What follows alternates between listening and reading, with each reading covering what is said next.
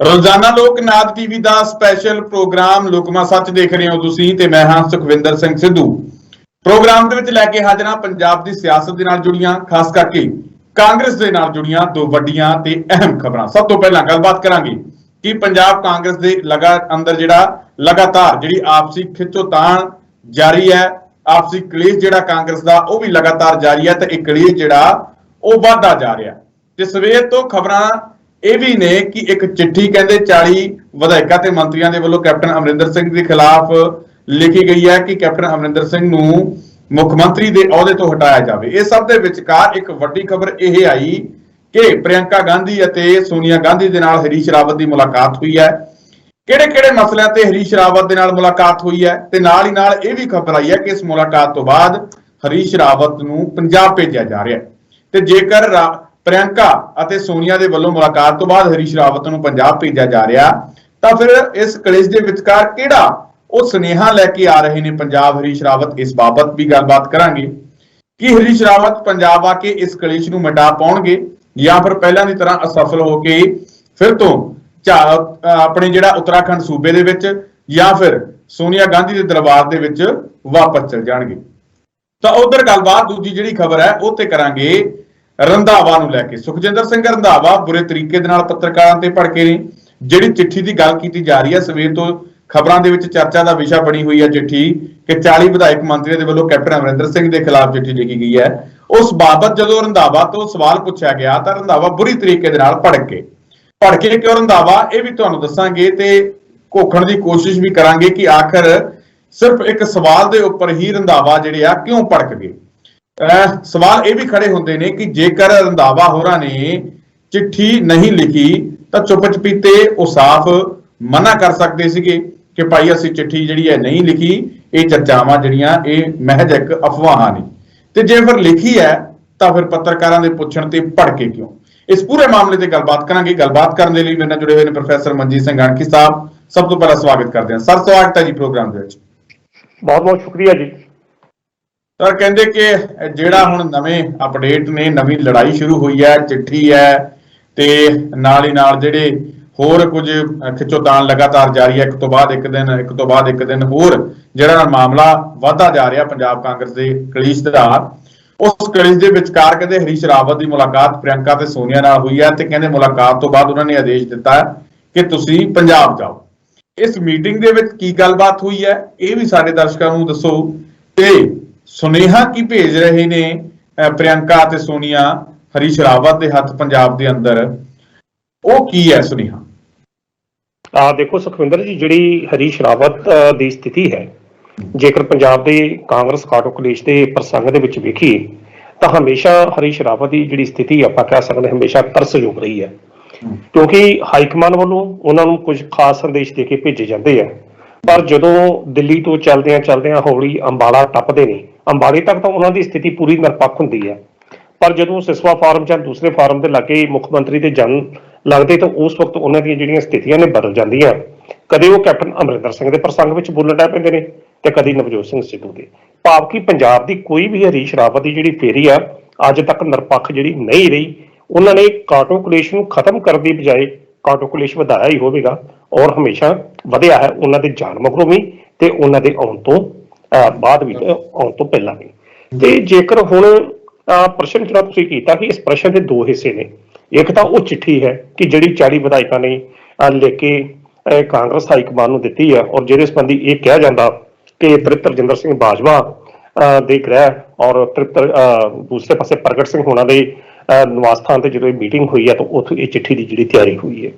ਦੇਖੋ, ਇਹ 40 ਵਿਧਾਇਕ ਕਿਹੜੇ ਨੇ, ਕੀ ਹੋ ਰਿਹਾ, ਇਹ ਅੱਜ ਦਾ ਸਿਲਸਿਲਾ ਨਹੀਂ ਆ, ਪਰ ਇਹ ਗੱਲ ਜੱਗ ਜ਼ਾਹਰ ਹੈ ਕਿ ਚਿੱਠੀ ਜਿਹੜੀ ਹੈ ਜ਼ਰੂਰ ਲਿਖੀ ਗਈ ਹੈ, ਕਿਉਂਕਿ ਹੁਣ ਤਾਂ ਜਿਹੜੀ ਬਿੱਲੀ ਆ ਉਹ ਥੈਲਿਓਂ ਆਪਣੇ ਸਿੱਧੂ ਸਾਹਿਬ ਬਾਹਰ ਆ ਚੁੱਕੀ ਹੈ ਕਿ ਜਿਸ ਦਿਨ ਤ੍ਰਿਪਤ ਰਜਿੰਦਰ ਸਿੰਘ ਬਾਜਵਾ ਹੋਣਾ ਨੇ ਸਾਹਮਣੇ ਖਲੋ ਕੇ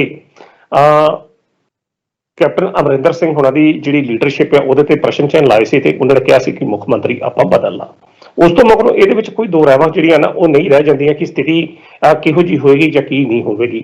ਚਿੱਠੀ ਲਿਖੀ ਗਈ, 40 ਵਿਧਾਇਕਾਂ ਨੇ ਲਿਖੀ, 40 ਨਹੀਂ ਹੋ ਸਕਦੇ, 35 ਹੋ ਸਕਦਾ, ਪਰ ਚਿੱਠੀ ਗਈ ਜ਼ਰੂਰ ਆ, ਕਿਉਂਕਿ ਜਿਸ ਤਰੀਕੇ ਨਾਲ ਤ੍ਰਿਪਤ ਰਜਿੰਦਰ ਸਿੰਘ ਬਾਜਵੇ ਨੇ ਕੈਪਟਨ ਅਮਰਿੰਦਰ ਸਿੰਘ ਦੀ ਲੜਾਈ, ਆਪਸੀ ਲੜਾਈ ਨੂੰ ਲਿਆ, ਉਹ ਆਰ ਪਾਰ ਦੇ ਮੂਡ ਦੇ ਵਿੱਚ ਹੈਗੀ ਹੈ। ਜਿਹੜੇ ਸਾਡੇ ਸੂਤਰ ਦੱਸ ਨੇ, ਸੂਤਰ ਇਹ ਗੱਲ ਇਹ ਨੇ ਕਿ ਤ੍ਰਿਪਤ ਰਜਿੰਦਰ ਸਿੰਘ ਬਾਜਵਾ ਪੂਰਨ ਤੌਰ ਤੇ ਇੱਕ ਵਿਰੋਧੀ ਸੁਰ ਕੈਪਟਨ ਅਮਰਿੰਦਰ ਸਿੰਘ ਦੇ ਖਿਲਾਫ ਲੈ ਕੇ ਚੱਲਦੇ ਪਏ ਇੱਕ ਮੁਹਿੰਮ ਨੂੰ ਉਹਨਾਂ ਨੇ ਸ਼ੁਰੂ ਕੀਤਾ, ਔਰ ਮੁਹਿੰਮ ਉਹਨਾਂ ਨੇ ਠੰਡੀ ਜਿਹੜੀ ਆ ਉਹ ਨਹੀਂ ਪੈਣ ਦਿੱਤੀ। ਮੈਂ ਤੁਹਾਡਾ ਸਵਾਲ ਜਿਹੜਾ ਤੁਸੀਂ ਮੈਨੂੰ ਸਵਾਲ ਕੀਤਾ ਹਰੀਸ਼ ਰਾਵਤ, ਮੈਂ ਉਹਦੇ ਪ੍ਰਸੰਗ 'ਚ ਥੋੜਾ ਜਿਹਾ ਬਾਅਦ 'ਚ ਆਉਣਾ, ਕਿਉਂਕਿ ਪਹਿਲਾਂ ਦੋ ਸਥਿਤੀਆਂ ਮੈਨੂੰ ਕਲੀਅਰ ਕਰ ਲੈਣ ਦਿਓ। ਜਿਸ ਦਿਨ ਬਟਾਲੇ ਦੇ ਵਿੱਚ ਇੱਕ ਸਮਾਗਮ ਹੋਈ ਤੇ ਬਟਾਲੇ 'ਚ 3 ਦਿਨ ਪ੍ਰਤਾਪ ਸਿੰਘ ਬਾਜਵਾ ਦੀ ਜਿਹੜੀ ਫੇਰੀ ਸੀ ਇੱਕ ਭਲਵਾਨੀ ਗੇੜੇ ਵਾਂਗੂ ਰਹੀ, ਪਰ ਉਸ ਸਮੇਂ ਦੇ ਵਿੱਚ ਵੀ ਤ੍ਰਿਪਤ ਰਜਿੰਦਰ ਸਿੰਘ ਬਾਜਵਾ ਵੀ ਬਟਾਲੇ ਦੇ ਅੰਦਰ ਆਪਣੇ ਸਮਰਥਕਾਂ ਦਾ ਉਸੇ ਤਰ੍ਹਾਂ ਹੌਸਲੇ ਬੁਲੰਦ ਕਰਦੇ ਆਏ। ਤਾਂ ਕਹਿਣ ਦਾ ਅਰਥ ਹੈ ਕਿ ਜਿੱਥੇ ਪ੍ਰਤਾਪ ਸਿੰਘ ਬਾਜਵਾ 3 ਦਿਨ ਕੈਪਟਨ ਅਮਰਿੰਦਰ ਸਿੰਘ ਹੁਣਾਂ ਦੇ ਇਸ਼ਾਰੇ ਤੇ ਬਟਾਲੇ ਦੇ ਅੰਦਰ ਭਲਵਾਨੀ ਗੇੜੇ ਦੇ ਰਹੇ ਸਨ, ਤਾਂ ਦੂਜੇ ਪਾਸੇ ਤ੍ਰਿਪਤ ਰਜਿੰਦਰ ਸਿੰਘ ਬਾਜਵਾ ਨੇ ਵੀ ਆਪਣਾ ਕਿਲਾ ਜਿਹੜਾ ਮਜ਼ਬੂਤ ਕੀਤਾ ਸੀ। 35 ਕਾਉਂਸਲਰ ਜਿਹੜੇ ਨੇ ਬਟਾਲਾ ਜਿਹੜੀ ਨਗਰ ਨਿਗਮ ਉਹਦੇ ਵਿੱਚ ਨੇ, ਤੇ 35 ਦੇ 35 ਅੱਜ ਵੀ ਤ੍ਰਿਪਤ ਰਜਿੰਦਰ ਸਿੰਘ ਬਾਜਵਾ ਦੇ ਹੱਕ 'ਚ ਡਟੇ ਨੇ। ਤਾਂ ਕਹਿਣ ਦਾ ਅਰਥ ਹੈ ਕਿ ਉਸ ਵਕਤ ਵੀ ਤ੍ਰਿਪਤ ਰਜਿੰਦਰ ਸਿੰਘ ਬਾਜਵਾ ਨੇ ਕਿਸੇ ਵੀ ਤਰੀਕੇ ਦੀ ਆਪਣੀ ਜੰਗ ਨੂੰ ਠੰਡੇ ਨਹੀਂ ਪੈਣ ਦਿੱਤਾ। ਇਹ ਉਹਦਾ ਹੀ ਸਿੱਟਾ ਆ ਕਿ ਜਿਹੜੀ ਇਹ ਮੀਟਿੰਗ ਉਸ ਤਰੀਕੇ ਤੋਂ ਬਾਅਦ ਹੋਈ ਆ, ਕਿਉਂਕਿ ਪ੍ਰਤਾਪ ਸਿੰਘ ਬਾਜਵਾ ਹੋਣਾ ਨੇ ਉਸ ਦਿਨ 3 ਦਿਨ ਜਿਸ ਦਿਨ ਜ਼ਿਲ੍ਹਾ ਬਟਾਲੇ ਨੂੰ ਉਲੀਕਣਾ ਸੀ, ਬੜੀ ਉਹਨਾਂ ਨੇ ਕਾਫੀ ਆਪਣਾ ਗਰਮਜੋਸ਼ੀ ਦਿਖਾਈ। ਕਹਿਣ ਦਾ ਅਰਥ ਹੈ ਕਿ ਇਹਦੇ ਪਿੱਛੇ ਬਹੁਤ ਕੁਝ ਅਜਿਹੀਆਂ ਗਤੀਵਿਧੀਆਂ ਨੇ ਜਿਨ੍ਹਾਂ ਨੇ ਤ੍ਰਿਪਤ ਰਜਿੰਦਰ ਸਿੰਘ ਬਾਜਵਾ ਪ੍ਰਗਟ ਸਿੰਘ ਹੋਣਾ ਨੂੰ ਚਿੱਠੀ ਲਿਖਣ ਵਾਸਤੇ ਕੈਪਟਨ ਅਮਰਿੰਦਰ ਹੋਣਾ ਦੇ ਖਿਲਾਫ ਆਪਣੇ ਜੰਗ ਦੇ ਦੂਜੇ ਪੜਾਅ ਦੇ ਰੂਪ ਦੇ ਵਿੱਚ ਇਹ ਜਿਹੜੀ ਵਿਉਂਤਬੰਦੀ ਕੀਤੀ ਗਈ। ਹੁਣ ਆ ਗਿਆ ਤੁਹਾਡਾ ਦੂਸਰਾ ਪ੍ਰਸ਼ਨ, ਕਿ ਦੂਜਾ ਪ੍ਰਸ਼ਨ ਕਿ ਹਰੀਸ਼ ਰਾਵਤ ਜਿਹੜਾ ਨਾ ਉਹ ਜਦੋਂ ਚਿੱਠੀ ਉੱਥੋਂ ਤੱਕ ਗਈ ਹੈ ਤੇ ਪ੍ਰਿਯੰਕਾ ਗਾਂਧੀ ਔਰ ਸੋਨੀਆ ਗਾਂਧੀ ਵੱਲੋਂ ਹਰੀਸ਼ ਰਾਵਤ ਉਹਨਾਂ ਨੂੰ ਮਿਲੇ, ਕਿਉਂਕਿ ਹਰੀਸ਼ ਰਾਵਤ ਪੰਜਾਬ ਕਾਂਗਰਸ ਦੇ ਮਾਮਲਿਆਂ ਦੇ ਇੰਚਾਰਜ ਨੇ ਇਸ ਵੇਲੇ। ਸੁਖਵਿੰਦਰ ਜੀ, ਅਗਰ ਵੇਖਿਆ ਜਾਵੇ ਤਾਂ ਜਿਹੜੀ ਕਾਂਗਰਸ ਦੀ ਹਾਈ ਕਮਾਨ ਆ ਉਹ ਭਾਜਪਾ ਦੀ ਹਾਈ ਕਮਾਨ ਵਾਂਗੂ ਏਡੀ ਸ਼ਕਤੀਸ਼ਾਲੀ ਜਾਂ ਤਾਕਤਵਰ ਨਹੀਂ ਹੈਗੀ ਕਿ ਜਿਹੜੀ ਰਾਤੋਂ ਰਾਤ ਮੁੱਖ ਮੰਤਰੀ ਬਦਲਣ ਦੀ ਸਮਰੱਥਾ ਰੱਖਦੀ ਹੈ। ਕਾਂਗਰਸ ਹਾਈ ਕਮਾਨ ਜਿਹੜੀ ਆ ਕਮਜ਼ੋਰ ਪੈ ਚੁੱਕੀ ਆ। ਪਰ ਦੂਜੇ ਪਾਸੇ ਪੰਜਾਬ ਦੇ ਅੰਦਰ ਵੀ ਇਸ ਵੇਲੇ ਦੋ ਧੜੇ ਜਿਹੜੇ ਨੇ ਪੂਰਨ ਤੌਰ ਤੇ ਐਕਟਿਵ ਨੇ। ਇੱਕ ਪਾਸੇ ਨਵਜੋਤ ਸਿੱਧੂ ਦਾ ਧੜਾ ਤੇ ਦੂਜੇ ਪਾਸੇ ਕੈਪਟਨ ਅਮਰਿੰਦਰ ਸਿੰਘ ਹੋਣਾ ਦਾ ਧੜਾ। ਜਿਹੜੀ ਇਹ ਚਿੱਠੀ ਲਿਖੀ ਗਈ ਆ ਉਹਦੇ ਵਿੱਚ ਇਹ ਵੀ ਕਿਹਾ ਗਿਆ ਕਿ ਜਿਹੜੇ ਦੋ ਨਿਰਪੱਖ ਅਬਜ਼ਰਵਰ ਜਿਹੜੇ ਨੇ ਪੰਜਾਬ ਦੀ ਸਥਿਤੀ ਦਾ ਜਾਇਜ਼ਾ ਲੈਣ ਵਾਸਤੇ ਭੇਜੇ ਜਾਣ। ਹੁਣ ਏਡੀ ਜਲਦੀ ਜੇਕਰ ਅਬਜ਼ਰਵਰ ਭੇਜੇ ਜਾਂਦੇ ਆ ਤਾਂ ਕੁਦਰਤੀ ਤੌਰ ਤੇ ਫਿਰ ਪ੍ਰਭਾਵ ਇਹ ਜਾਏਗਾ ਕਿ ਕੈਪਟਨ ਅਮਰਿੰਦਰ ਸਿੰਘ ਹੋਣਾ ਦੇ ਖਿਲਾਫ ਚਿੱਠੀ ਜਿਹੜੀ ਉੱਥੇ ਪਹੁੰਚ ਚੁੱਕੀ ਆ ਤੇ ਉਹਦੇ ਉੱਤੇ ਕਾਰਵਾਈ ਜਿਹੜੀ ਆ ਸ਼ੁਰੂ ਹੋ ਚੁੱਕੀ ਹੈ। ਪਰ ਇਹੋ ਜਿਹਾ ਪ੍ਰਭਾਵ ਜਿਹੜਾ ਕਾਂਗਰਸ ਹਾਈਕਮਾਨ ਕਦੇ ਵੀ ਜਦੋਂ ਚੋਣਾਂ ਲੱਗੇ ਹੋਣ ਇਹੋ ਜਿਹਾ ਪ੍ਰਭਾਵ ਕਦੇ ਵੀ ਨਹੀਂ ਦੇ ਕਿ ਬੇਸ਼ੱਕ ਕੈਪਟਨ ਅਮਰਿੰਦਰ ਸਿੰਘ ਦੇ ਧੜੇ ਦੇ ਖਿਲਾਫ ਜਿਹੜੀ ਆ ਕਾਂਗਰਸ ਹਾਈਕਮਾਨ ਆਪਣਾ ਮਨ ਬਣਾ ਚੁੱਕੀ ਹੋਵੇ, ਪਰ ਫਿਰ ਵੀ ਏਡੀ ਜਲਦੀ ਉਹ ਦੋ ਨਿਰਪੱਖ ਅਬਜ਼ਰਵਰ ਨਹੀਂ ਭੇਜੇਗੀ। ਇਸੇ ਸਿਲਸਿਲੇ ਦੀ ਕੜੀ ਵਿੱਚ ਹਰੀਸ਼ ਰਾਵਤ ਨੂੰ ਪੰਜਾਬ ਦੇ ਵਿੱਚ ਭੇਜਿਆ ਜਾ ਰਿਹਾ ਕਿ ਜਾ ਕੇ ਇੱਕ ਵਾਰੀ ਅਖੀਰਲਾ ਯਤਨ ਜਿਹੜਾ ਕੈਪਟਨ ਅਮਰਿੰਦਰ ਸਿੰਘ ਹੋਣਾ ਨਾਲ ਵੀ ਗੱਲਬਾਤ ਹੋ ਜਾਵੇ, ਤੇ ਦੂਜੇ ਪਾਸੇ ਤ੍ਰਿਪਤ ਰਜਿੰਦਰ ਸਿੰਘ ਬਾਜਵਾ ਜਿਹੜੇ 4 ਵਿਧਾਇਕ ਨੇ ਉਹਨਾਂ ਨੂੰ ਅਗਰ ਮਨਾਇਆ ਜਾ ਸਕਦਾ, ਇੱਕ ਸਾਂਝੇ ਪਲੇਟਫਾਰਮ ਤੇ ਲਿਆਂਦਾ ਜਾ ਸਕਦਾ ਤਾਂ ਲਿਆਓ, ਕਿਉਂਕਿ ਚੋਣਾਂ ਦੇ ਵਿੱਚ ਬਹੁਤ ਥੋੜਾ ਜਿਹੜਾ ਉਹ ਸਮਾਂ ਰਹਿ ਗਿਆ। ਹੁਣ ਅਗਲੀ ਗੱਲ ਜਿਹੜੀ ਇਸ ਤੋਂ ਵੱਧ ਹੋਰ ਸੰਭਾਵਨਾ ਕੀ ਆ ਕਿ ਪ੍ਰਿਯੰਕਾ ਗਾਂਧੀ ਜਿਹੜੀ ਆ ਹਮੇਸ਼ਾ ਅਸੀਂ ਜਿਹੜੀ ਕਾਂਗਰਸੀ ਹਲਕੇ ਜਾਂ ਪੰਜਾਬ ਦੇ ਲੋਕ ਜਿਹੜੇ ਮੰਨਦੇ ਨੇ ਕਿ ਨਵਜੋਤ ਸਿੱਧੂ ਜੇਕਰ ਕਿਸੇ ਦੀ ਗੱਲ ਮੰਨਦੇ ਨੇ ਤਾਂ ਕੇਵਲ ਔਰ ਕੇਵਲ ਪ੍ਰਿਯੰਕਾ ਗਾਂਧੀ ਦੀ ਮੰਨਦੇ ਨੇ ਜਾਂ ਰਾਹੁਲ ਗਾਂਧੀ ਦੀ ਮੰਨਦੇ ਨੇ। ਤਾਂ ਇਹ ਵੀ ਸਾਨੂੰ ਸੂਤਰਾਂ ਤੋਂ ਕੁਝ ਸਮਾਂ ਪਹਿਲਾਂ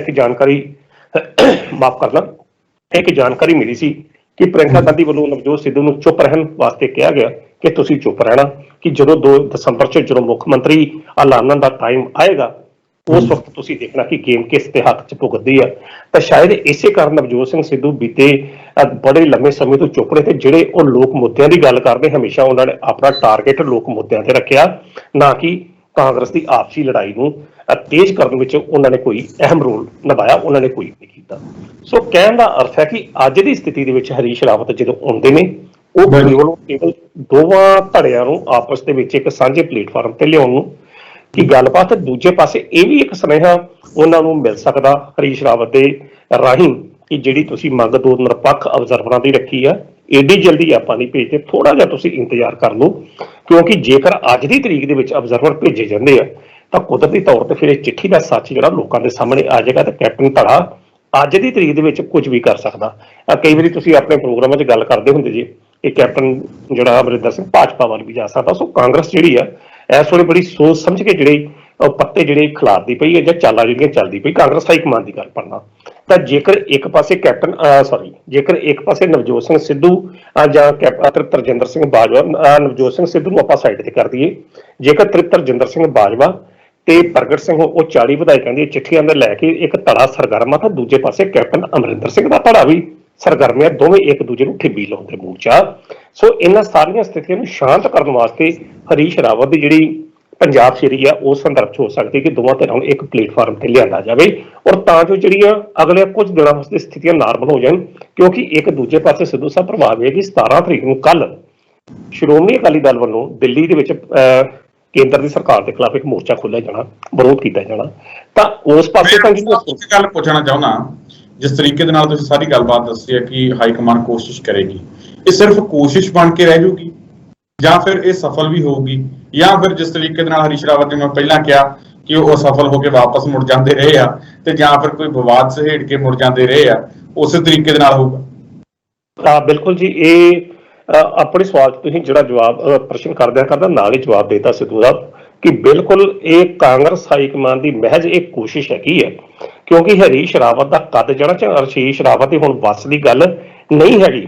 ਜੇਕਰ ਪ੍ਰਗਟ ਸਿੰਘ ਹਰੀਸ਼ ਰਾਵਤ ਦੇ ਹਰ ਫੈਸਲੇ ਦੇ ਉੱਤੇ ਪ੍ਰਸ਼ਨ ਚਿੰਨ੍ਹ ਲਾ ਦਿੰਦਾ, ਜੇਕਰ ਹਰੀਸ਼ ਰਾਵਤ 3 ਵਾਰੀ ਪੰਜਾਬ 'ਚ ਫੇਰੀ ਮਾਰਦਾ ਤੇ ਆਣ ਕੇ ਨਾ ਉਹ ਨਵਜੋਤ ਸਿੱਧੂ ਦੇ ਧੜੇ ਨੂੰ ਸੰਤੁਸ਼ਟ ਕਰ ਪਾਉਂਦੇ।